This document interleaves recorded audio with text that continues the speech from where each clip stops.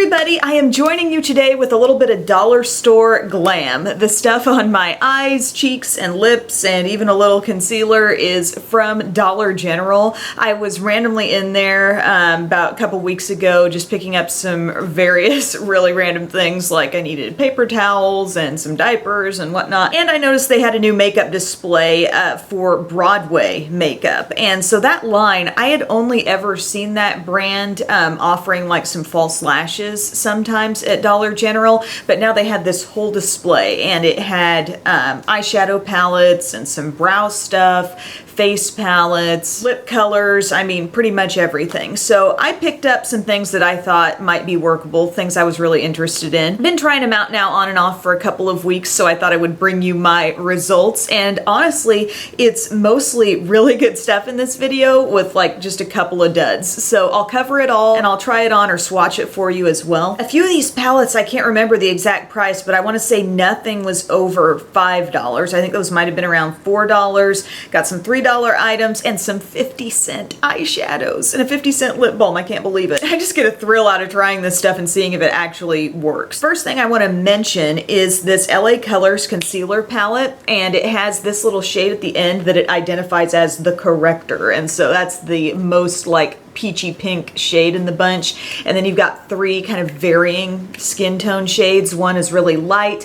one a little bit more yellowish, and one is kind of like a different, just a more yellowish peach. And this little palette was labeled medium, and I didn't see any other things in stock. This is not the Broadway line. This is the LA Colors line. They have a lot of LA Colors pretty much all the time at Dollar General. But I've tried this out and have been wearing this for a few days, and I've realized it actually does a pretty good job. What I would say this is lacking is a little bit of moisture for me. Seeing as this is something that I'm putting on my under eye area primarily, I would love to have just a little bit richer texture to put there, because sometimes these can look just a little bit dry, not super dry. I mean, I have tried some really subpar things from LA Colors concealer wise, and I know how dry they can be. These aren't bad, and using a little bit better like eye cream, making a point to maybe use a little bit more of it, that can help these products quite a bit. But I applied this corrector color like in my darkest area, and then I just layered the lighter shades on top of it. I've done different sort of mixtures of these products, but I'll also use that lightest color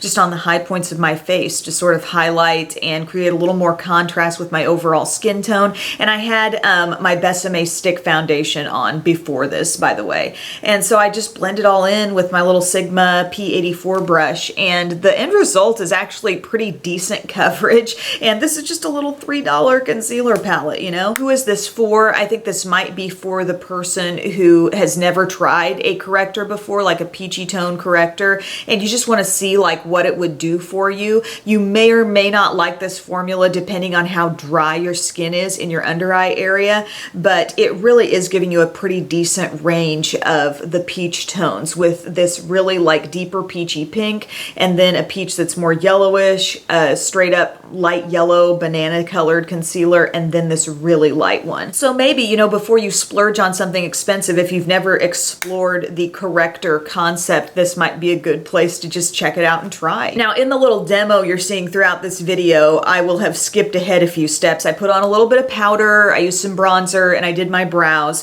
and then you'll see me coming in with this cheek palette. Now, this is from Broadway. It's called the Powder Cheek Palette Kit, and it is made up of one kind of subtle highlight and 3 matte blushes, and these are so good. Such a great buy. I have this in the shade Spring, and I think they had a more intense version. I can't remember what the name of it was, but there was something deeper and richer yet compared to this one, and I just love all of these shades, honestly. I mean, that highlight, it's the kind of thing that I build up a little bit, you know, just a light amount of this doesn't necessarily go super far, but it reminds me of a mixture of like Laura Geller's Baked French Vanilla blended with something that's got a little more sheen, you know, so it's kind of a step up from that type of highlight. But then these blushes are so pigmented. They kind of remind me of the City Color Be Matte blushes that are so good, but you're getting them here in a palette form, which is a lot more handy, and I love this peach. You're getting this kind of deep, warm, like dark, dusty rose, and then a pretty mauve here. So the one I put on today primarily like here on the apples of my cheeks was this lightest peach, and I think that's absolutely gorgeous. And then I like to take the deeper peach, deeper kind of dusty rose peach, and put that a little bit lower on the cheeks. And I love the end result. It's so pretty. I've definitely used this mauve shade, and that looks great as well. But then for today's look, I layered on a little bit of that highlight, and I think the glow is actually quite pretty. I love topping that off though with a setting spray. It's just not one of those ultra dewy, shiny looking highlights. You know what I mean? It's got a little bit of powderiness to it. So I think you can definitely combat that by putting some setting mist on, but I really do like the finished look, and you would be so surprised that these blushes came from a dollar store for just, you know, a few bucks. Now I want to move on and talk about the eyeshadows I found, which I was really pleasantly surprised by. These are these 12 color eyeshadow kits. This one is called Aphrodite, and here we're looking at some kind of cool plummy shades, taupes, grays.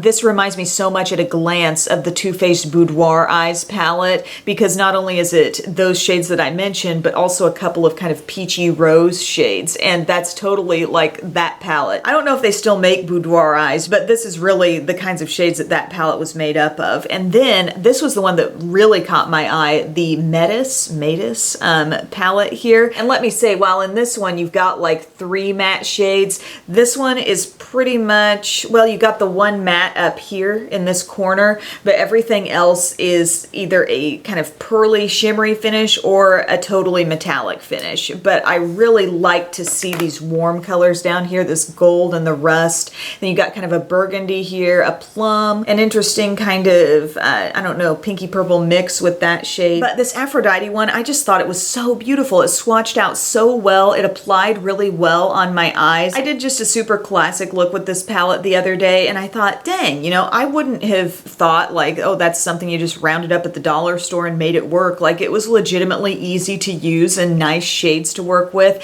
And I did use my Milani eyeshadow primer. I've been using that the whole time I've been like playing with these palettes. But truly nice textures in here. I wasn't having to work really hard to build them up. I wouldn't say they're to the point of being like so super intense as, let's say, Wet n Wild Comfort Zone palette. You know how those can be just really, you barely touch into them and you've got plenty of product. These shadows aren't quite that way, but at the same time, I'm not working hard with them. Like, I'm not having to scrub into the products really, with a couple of exceptions that I'll talk about in this next palette. They're generally speaking a pretty good formula, and I was pretty surprised to round these up at DG. But this next palette, this Metis one, this is a really pretty assortment of shades. I mean, you look at that and you see the bronzes, the plummy tones, but also those really warm pops with the gold and rust. These two shades here, I gotta say, when I first swatched them, I thought, those aren't quite so good. But then I realized they are a slightly different formula. Like, once I applied a little more pressure and just really tried to pick some product up out of there,